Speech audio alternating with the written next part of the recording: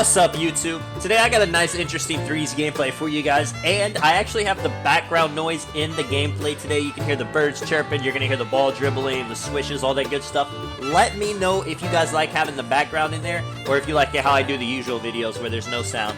But anyway, you see me, I got Beast with me, I got Porkchop with me, and we're going up against three slashers. And this video is just about, is slashing or is shooting more important for the threes? So you see, I'm on my two-way tempo pusher, Beast on his rebounding wing, Porkchop on his stretch 5. Their builds, neither of them have great finishing at all. Both of them only have about 1 finishing badge.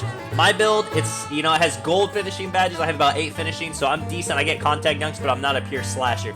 These guys have a two-way finisher, an offensive threat, the BP build, so Hall of Fame finishing, and then a slasher, so they all have Hall of Fame finishing badges. And this year, we all know how OP slashing is, everyone's, clamp somebody and then they just force to the paint and they actually get a bucket. Or, they're in front of somebody and then they hop step and get something crazy. You see here, first play of the game, of course they're getting a dunk. Porkchop, Beast were kind of there, but he gets it anyway.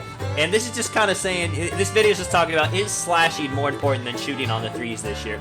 In 2K, as you see, I get my own dunk right there. They were kind of close, but I had the angle, so I took it. In almost every 2K except this one, it was more beneficial to have shooting than it was slashing. I don't want to say, every 2K this one. It's still a debate this year, but let's just see. So you see, they're basically going for pure slashing dunks. You see here, Beast gets the rebound. I have the lane. I go up. I should have hop step. As you guys know, always hop step before you go up, or it's going to give you a bad animation. At the end of the day, slashing only is this man hits a crazy Dirk fade. I got to talk to that man. I got to get that move. I got to add that to my repertoire for sure. But basically, slashing at the end of the day, threes are worth more than twos. But how efficient really is slashing? Basically, can you get a bucket every time you go to the paint if you have a slashing build compared to how often you can get a three?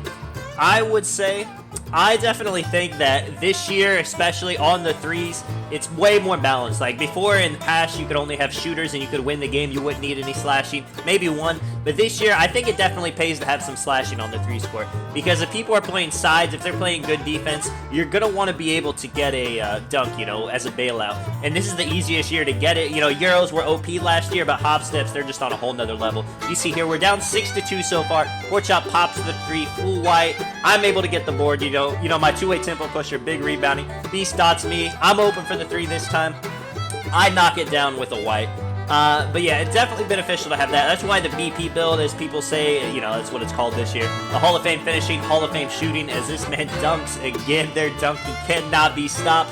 But it definitely is nice to have Hall of Fame shooting, Hall of Fame finishing. Even my build, where I only have, actually, like being a 99, I only have about a 73, and then my dunking and everything's higher. Porkchop lates a shot right there. I'm able to get the board. Even my build, it pays to have a little bit of being able to, hit a wide open three.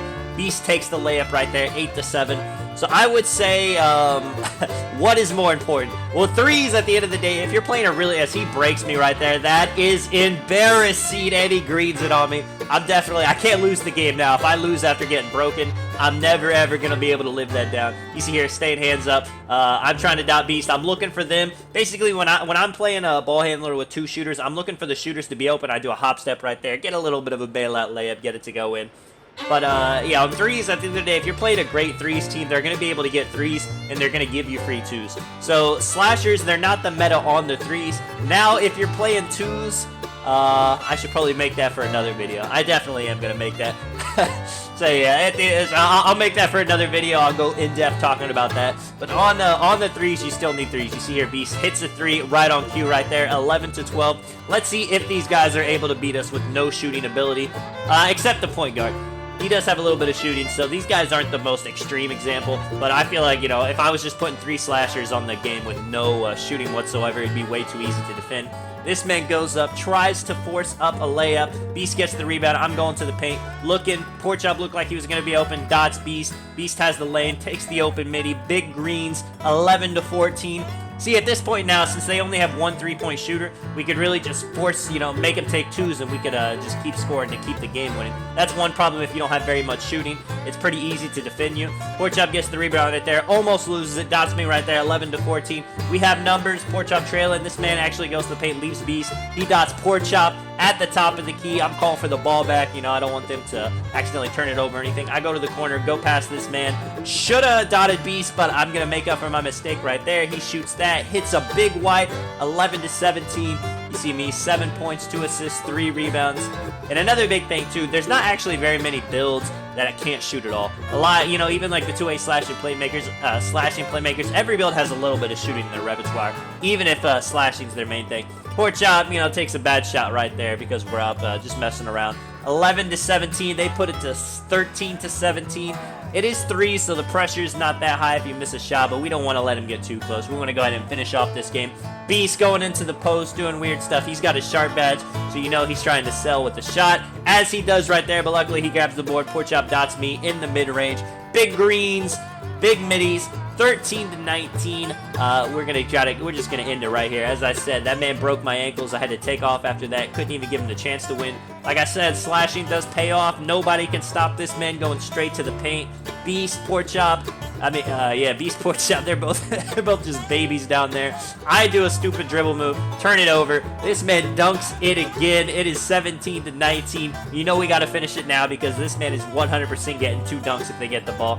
You see a little dribble move right there. I got the angle on this guy. He doesn't have the best defense. I dot Beast with the sharp takeover. Ends the game. You see we had 4 for 8 from 3. They only had 1 for 1. That definitely was the difference. You need some shooting on threes, even though having slashes is nice. Let me know if you guys enjoyed the video. This is Tonic. I'll catch you guys in the next one. I'm out.